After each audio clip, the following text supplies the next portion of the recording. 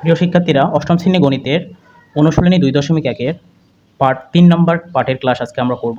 তো আজকে আমরা 4 নম্বর অঙ্কটা প্রথমে করব। এখানে আমাদের যেটা দেওয়া আছে যে বার্ষিক শতকরা মুনাফার হার 10.50 টাকা এবং 2000 টাকার 5 বছরের মুনাফা কত সেটা আমাদের নির্ণয় করতে হবে। তো প্রথমে হচ্ছে এই অঙ্কগুলো করার জন্য আমাদের একটা মুনাফা সূত্র আছে যেটাকে বলা হয় সরল মুনাফা। এই সূত্রটা সম্পর্কে একটু আলোচনা করব। তাহলে সরল মুনাফা কে প্রকাশ করা হয় আই দ্বারা, যেটা আই সমান হচ্ছে পিএনআর। এই সূত্রটা অঙ্ক করতে এই সূত্রটা আমাদের লাগবে। তো এই সূত্রটা আই এখানে হচ্ছে আইতে হচ্ছে ইন্টারেস্ট, ইন্টারেস্ট যার বাংলা হচ্ছে মুনাফা। মুনাফা কথাটার অর্থ হচ্ছে আমরা লাভ বুঝি। অর্থাৎ আমরা যদি ব্যাংকে 10 টাকা রাখি তাহলে 10 বছর পর যদি ব্যাংক আমাদের 2 টাকা লাভ দেয় তাহলে আমাদের মুনাফা হচ্ছে 2 টাকা। পি হচ্ছে প্রিন্সিপাল, প্রিন্সিপাল প্রিন্সিপাল যার অর্থ হচ্ছে আসল, মানে এটাকেও আমরা মূলধনও বলতে পারি। এন হচ্ছে সময়, অর্থাৎ কত সময়ের জন্য আমরা টাকাটা রাখবো। আর আরটি হচ্ছে আমাদের rate of interest, rate of interest যেটার অর্থ হচ্ছে শতকরা বার্ষিক শতকরা মুনাফার হার, বা সংক্ষেপে আমরা শুধু মুনাফার হার বলবো, মুনাফার হার। তাহলে যে অঙ্কগুলোতে আমাদের বার্ষিক শতকরা মুনাফার হার বা মুনাফার হার দেওয়া থাকবে সেটা হচ্ছে আমাদের আর এর মান বা রেট অফ ইন্টারেস্ট। তো এখন যদি আমরা 4 নম্বর অঙ্কটা করি তাহলে এখানে আমাদের কি কি মান দেওয়া আছে সেটা আমরা লিখবো। যে আমাদের বলা আছে বার্ষিক শতকরা মুনাফার হার, তার মানে মুনাফার হার যেটাকে কি দ্বারা প্রকাশ করা হয়, আর দ্বারা। এখানে আর আছে হচ্ছে 10.50। একটা কথা এখানে, যেহেতু এটা বার্ষিক শতকরা মুনাফা সেই জন্য রেট অফ ইন্টারেস্টের নিচে সবসময় একটা 100 থাকবে, এটা আমাদের মনে রাখতে হবে। 2000 টাকার মানে এটা হচ্ছে আমাদের আসল, যেটাকে বলা প্রিন্সিপাল, তার মানে এটাকে পি দ্বারা প্রকাশ করা হয়। তাহলে প্রিন্সিপাল হচ্ছে আমাদের 2000 টাকা এবং আমাদের সময় হচ্ছে এন সমান 5 বছর। আমাদের বের করতে হবে মুনাফা সমান মুনাফা আই সমান কত। তাহলে আমরা যে সূত্রটা জানি এখন সেই সূত্রটা লিখব। যে আমরা জানি আই সমান পি এন আর।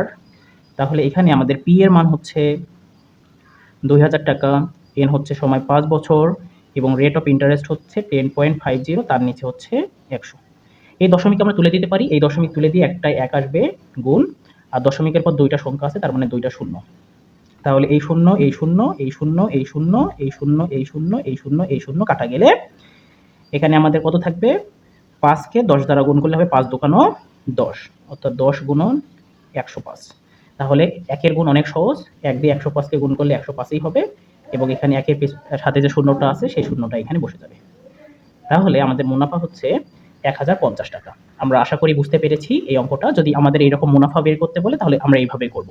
তো এখান থেকে আমরা আসল বের করতে পারবো, সময় বের করতে পারবো, রেট অফ ইন্টারেস্ট, 3টা বা 4টার মধ্যে যে কোনো একটার মান বের করতে বললেই আমরা বের করতে পারবো। পর্যায়ক্রমিক আমরা যে পরের অঙ্কগুলো আসবে সেগুলোতে আমরা শিখব। প্রিয় শিক্ষার্থীরা, এখন আমরা 5 নম্বর অঙ্কটা করব। 5 নম্বর অঙ্কটাতে আমাদের বলছে যে বার্ষিক মুনাফা শতকরা 10 টাকা থেকে কমে 8 টাকা হলে। এখানে একটা কথা বুঝতে হবে, যদি বার্ষিক মুনাফা শতকরা, তার মানে এই কথাটা যদি যুক্ত থাকে তাহলে মুনাফা এবং শতকরা কথাটা যুক্ত থাকে তাহলে আমরা বুঝবো এটা হচ্ছে আমাদের রেট অফ ইন্টারেস্ট মানে আর এর মান। এবং 3000 টাকা এটা আমাদের প্রিন্সিপাল, 3 বছরের মুনাফা কত কম হবে, তার মানে আগে ছিল 10 টাকা এখন হয়ে গেছে 8 টাকা, তাহলে কম কত হবে, মুনাফার হার 2% কমে যাবে, তাহলে 3000 টাকায় 3 বছরের মুনাফা কত কম হবে এটা আমাদের বের করতে হবে। তো এরকম অঙ্ক আমরা যখন করব তখন আমরা এখানে লিখব যে বার্ষিক মুনাফা শতকরা আগে ছিল 10 টাকা এখন হয়ে গেছে 8 টাকা, তার মানে আমরা শতকরা কথাটা থাকলেই বুঝতে পারলাম যে এখানে মুনাফার হার। তাহলে আমরা লিখব বার্ষিক মুনাফার পার্থক্য, বার্ষিক বার্ষিক মুনাফার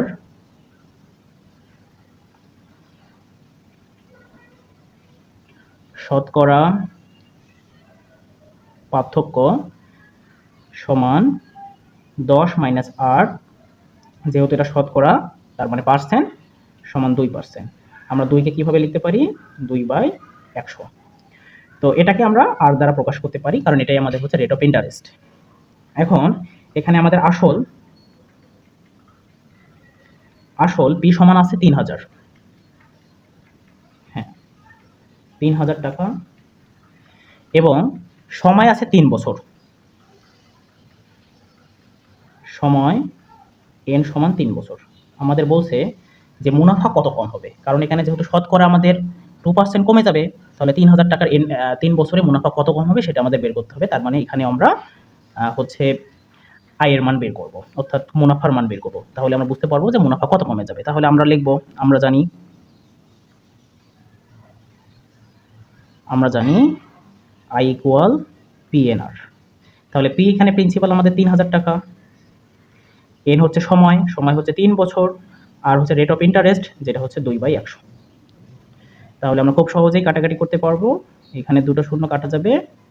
তাহলে আমি যদি এটাকে 30 আর 3 দোকান হচ্ছে 6, তাহলে 3 6 18, আর এখানে একটা শূন্য বসবে, তাহলে কত কমে যাবে? 180 টাকা। তাহলে 3000 টাকার 3 বছরে যদি মুনাফা 2% কমে যায়, মানে 10% থেকে 8% হয়ে যায়, তাহলে আমাদের মুনাফা 180 টাকা কমে যাবে। তাহলে এটাই হচ্ছে আমাদের অ্যান্সার। আশা করি আমরা খুব সহজেই অঙ্কটা বুঝতে পেরেছি। প্রিয় শিক্ষার্থীরা, এখন হচ্ছে আমরা 6 নম্বর অঙ্কটা করব। 6 নম্বর অঙ্কটাতে বলছে বার্ষিক শতকরা মুনাফা কত হলে 13,000 টাকার 5 বছরের মুনাফা আসলে আমাদের 18,850 টাকা হবে। তাহলে বার্ষিক শতকরা মুনাফা, এই আমি বলছিলাম যে বার্ষিক শতকরা মুনাফা কতটায় থাকলে আমরা বুঝতে হবে এখানে আমাদের রেট অফ ইন্টারেস্ট চাইছে, অর্থাৎ মুনাফার হার বের করতে বলছে। তাহলে যে বিষয়গুলো আমাদের এখানে দেওয়া আছে সেই বিষয়গুলো আমরা লিখব। যে এখানে আমাদের বলছে যে আসল যেটা 13,000 টাকা, আসল 13,000 টাকা, সময় বলছে হচ্ছে 5 বছর, সময় যেটাকে এন দ্বারা প্রকাশ করা হয় 5 বছর। তাহলে আসলকে কি দ্বারা প্রকাশ করা হবে? পি দ্বারা। সময় হচ্ছে 5 বছর, এবং আরেকটা দেওয়া আছে আমাদের মুনাফা আসল। মুনাফা আসল, এই মুনাফা আসলকে এ দ্বারা প্রকাশ করা হয়, কিন্তু এখন আমরা সেটা শিখবো না, এটা ছাড়াই আমরা অঙ্কটা করব। তাহলে মুনাফা আসল এখানে আমাদের বলা আছে 18,850 টাকা। তাহলে আমরা এটা লিখব যে 18,850 টাকা। শিক্ষার্থীরা, এখানে একটা জিনিস বুঝতে হবে যে মুনাফা আসল, অর্থাৎ এখানে মুনাফাও আছে আসলও আছে। তার মানে আসল আমাদের আলাদা করে দেওয়া আছে 13,000 টাকা, তার মানে মুনাফা আসল থেকে যদি আমরা আসল বাদ দিই তাহলে আমরা মুনাফা পাবো। তাহলে আমরা অতএব মুনাফা সমান লিখতে পারি মুনাফা আসল, অর্থাৎ 18,850 থেকে যদি আমরা আসল বাদ দিই তাহলে যে টাকাটা থাকবে সেটাই হচ্ছে আমাদের মুনাফা। তাহলে এটা বিয়োগ করলে এখানে 0, 5 থেকে 0 গেলে 5, 8 থেকে 0 গেলে আমাদের 8, 8 থেকে 3 গেলে হবে হচ্ছে 5, আর 1 1 মিলে গেলে 0। তার মানে 18,850 থেকে 13,000 বাদ দিলে হবে 5,850 টাকা। ওকে, তাহলে আমাদের কি বের করতে বলছে? তাহলে মুনাফাকে কি দ্বারা প্রকাশ করা হয়? আয়। তার মানে আয় হচ্ছে আমাদের 5,850 টাকা। তাহলে মুনাফার হার কত? এই যে এখানে আমাদের বলছে যে বার্ষিক শতকরা মুনাফা কত, তার মানে রেট অফ ইন্টারেস্ট সমান হট। তাহলে সুতরাং মুনাফার হার আর সমান কত? তাহলে আমরা একটা সূত্র জানি, যে আমরা জানি